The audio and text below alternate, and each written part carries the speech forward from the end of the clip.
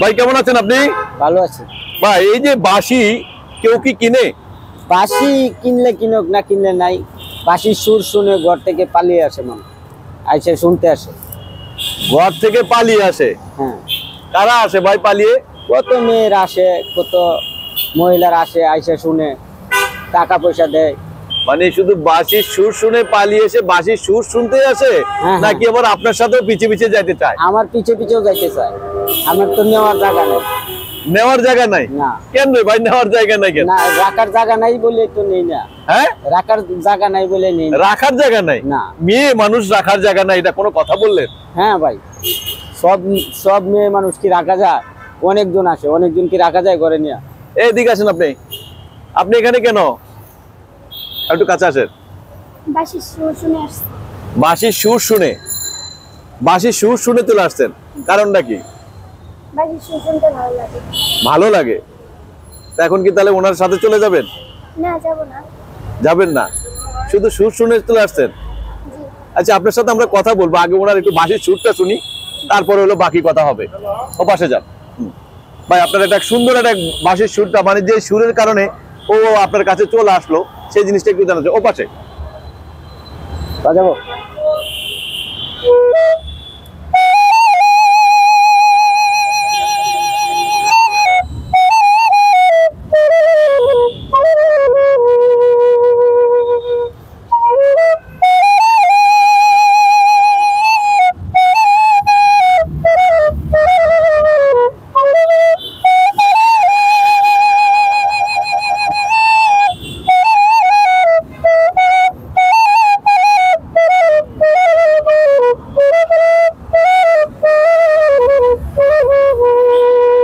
অন্য একটা সুর শুনি। হ্যাঁ, শুনেন। এটা ভালো, এখন এই যুগের মানে যে সুর শুনে মানে মেয়েরা ঘর থেকে পালিয়ে আসে আপনার কাছে, যেতে চায়, এটা সুরটা শুনি।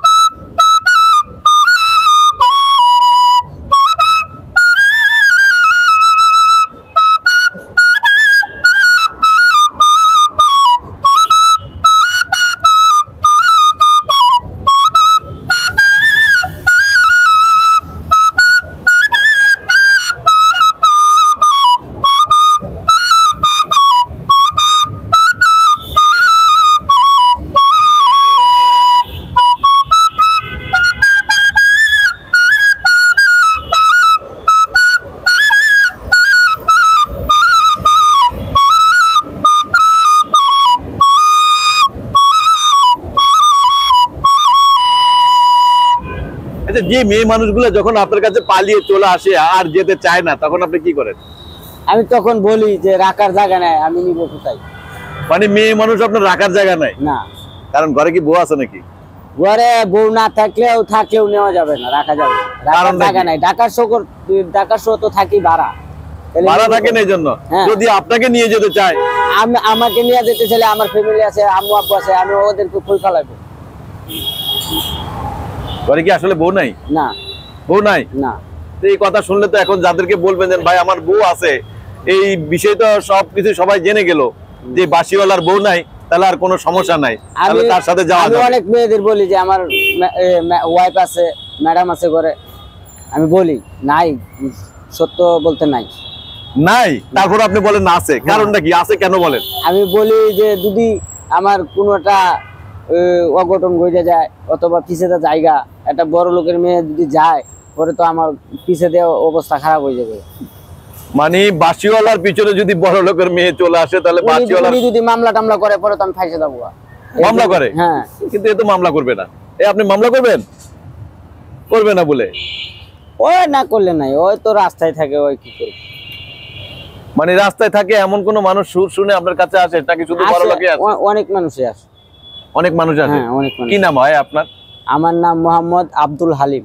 আব্দুল হালিম। হালিম ভাই, আপনি আমাদেরকে বলেন যে বাংলার ঐতিহ্য এই যে বাঁশি, হ্যাঁ, এই বাঁশি কি বিক্রি হয় এখনো?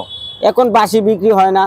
ওই মানুষ আসে, মেয়েরা আসে, মহিলারা আসে, আইসা বাঁশি সুর শুনে মাঝে মাঝে টাকা পয়সা মন চাইলে দেয়, না দিলে নাই, এমনি চলতেছি এখন। দর্শক, এই মুহূর্তে যারা ফেসবুক পেজে আমাদের লাইভের সাথে আপনারা সংযুক্ত রয়েছেন, আপনারা আমাদের সাথে লাইনে রয়েছেন, আপনাদেরকে অসংখ্য অসংখ্য ধন্যবাদ। আপনারা প্লিজ ভিডিওটি বেশি বেশি করে লাইক এবং কমেন্ট করবেন এবং শেয়ার দিবেন বেশি বেশি করে, এবং ফলো দিয়ে আমাদের সাথে থাকবেন। আমরা একটা বিষয় একটু জানার চেষ্টা করবো, যে পাশে যে মেয়েটি দাঁড়িয়ে আছে তার সম্পর্কে কিছু জানার চেষ্টা করবো। আপনার প্রথমে আমরা এই বাঁশিওয়ালা যে ভাই রয়েছে তার সাথে কিছু গল্প এবং বিষয়গুলো তার জানি, যে কত বছর ধরে তিনি হলো এই বাঁশি বাজাচ্ছেন, সে বিষয়টি জানার চেষ্টা করি। আমি 1 বছর ধরে বাঁশি বাজাতেছি। 1 বছর? হুম। এই পর্যন্ত কতগুলো মেয়ে আপনার পিছনে ছুটে আসছে এই বাঁশির সুর? অনেক, বলে বোঝানো যাবে না। 1 বছরে? অনেক অনেক শুনতে আসে, আবার দেখতে আসে, আবার টাকা পয়সাও দেয়। ভাই, আপনার চেহারা তো ভালো না তেমন এটা। আমার চেহারা ভালো না বলতে কি হবে, কিন্তু আসে, ওরা বাঁশির সুর শুনে আসে। ও বাঁশির সুর শুনে আসে? কোনো মেয়েরা ওই বিল্ডিং এর বারিন্দার দাঁড়ায় থেকে ডাকে টাকা পয়সা দেয়, শুনে বাঁশি বাজায়। মানে আপনি বাঁশি বাজান হলো রাস্তায়, আর হলো এই ধরনের অট্টালিকা থেকে মানে হলো বারান্দায় দাঁড়িয়ে কথা শুনে বাঁশির সুর শুনে ডাকে নেয়, কাটু বাজাও শুনি। আর কিছু খাওয়ায় না? খাওয়ায়। কি খাওয়ায়? ওই ফল টল দেয়, আপনার বিরিয়ানি টিরানি প্যাকেট করে আইনা কিনে দেয়। আবার বিরিয়ানি টিরানি দেয়, আর না অন্য কিছু দেয়? না, অন্য কিছু না। আরে ভাই, একটু শরবত টরবত দেয় না নাকি? না, ওরা মানিলো রাস্তায় মানিলো বাঁশি বাজাতে তো গলা শুকায় যায়। ওটা আমারে দিলেও তো আমি খাবো না, আমি তো ভিতরে যাই না। মানে ও ভিতরে যান না, শরবত খান না? না, যাও, টাকা দিয়ে ভিতরে যাই না। টাকা পয়সা দেয়, বিরিয়ানি টিরানি টাইকা নিয়ে দেয়, গাড়ে রাতে দেয়, নাহলে ম্যানেজারের রাতে দিয়ে দেয়। হ্যাঁ, পরে খাই আমি। তার মানে বাঁশি বিক্রি হয় না, কিন্তু বাঁশির সুর শুনে যে টাকা দেয় বাঁশি বিক্রির চাইতেও বেশি টাকা? হ্যাঁ, মোটামুটি হয়।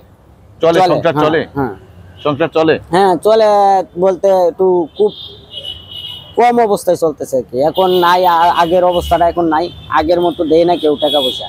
আগে তো দিত অনেক মানুষে, কিন্তু এখন 2-1 জন দেখা গেছে হঠাৎ দেয়। আচ্ছা, মানে আগে অনেক মানুষের দিত, এখন আর মানুষের দেয় না, টাকা পয়সা দেয় না? না না, বিক্রির জন্য মানে লোক ক্রয় করে নিয়ে কেউ বাঁশি বাজায় না, বাঁশিও নেয় না, টাকা পয়সা খুব কম দেয়। মনে করেন যে দেখা গেছে 100 জনের ভিতরে 2 জন 3 জনে দেয় 10 টাকা 20 টাকা 100 টাকা, যার যেরকম ভালো লাগে। এখন এই যে মেয়েটা আপনার পাশে যে মানে বাঁশির সুর শুনে চলে আসলো, এ যদি আপনার সাথে যেতে চায়? না, ও তো আসছে আমার বাঁশির সুর শুনতে, ও তো আমার দেখি ছোট বোনের মতো। আপনি ছোট মনের মতন দেখেন, কিন্তু তার সে তো সুর শুনে আপনার কাছে পিছে পিছে চলে আসছে, অনেকক্ষণ ধরে দেখতেছি যে আপনার পা ছাড়তেছে না। শুনতে আসছে, আমি বাজাইতেছি, ওই শুনতে আসছে। শুধু শোনার জন্য আসে নাকি দেখা গেছে আপনার পিছনে পিছনে যাওয়ার জন্য? না না, এরকম কিছু না। না, যদি যাইতে চাই তখন কি করবেন? আমি তো নিব না। নিবেন না? না, তো মনটা খারাপ হয়ে গেছে। দেখেন, আপনি দেখেন দেখছি ওর হাসিটা দেখছেন আপনি? হ্যাঁ, দেখেন, দেখছেন? আচ্ছা, তো এই যে একটা মানুষের মন ভাঙা আর মসজিদ ভাঙা নাকি এক কথা? না, তার লগে কি আর আমার মন ভাঙা? তার লগে তো আমার কোনো রিলেশন নেই। তার লগে কি আর মন? বিয়ে শাদী করেন নাই, বউ নাই, যদি মনে করেন এমন কোনো কাউকে মনে আপনার ধরে যায়, হ্যাঁ, এই বাঁশির সুর শুনে আপনার পিছনে চলে আসলো, আপনিও মনে তখন চিন্তা করলেন যে না, আমার লেভেলের হইলে, যদি আমার লেভেলের হয়, যদি আমার মতো হয়, তাইলে আমি নিব।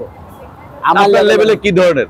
আমার লেভেলের বলতে আমি যেরকম গরিব, হ্যাঁ, অসহায়, হ্যাঁ, এরকম যদি হয় তাহলে আমি নিব। আর যদি কোনো বড় লোকের মেয়েরা আসে তাহলে আমি নিব না।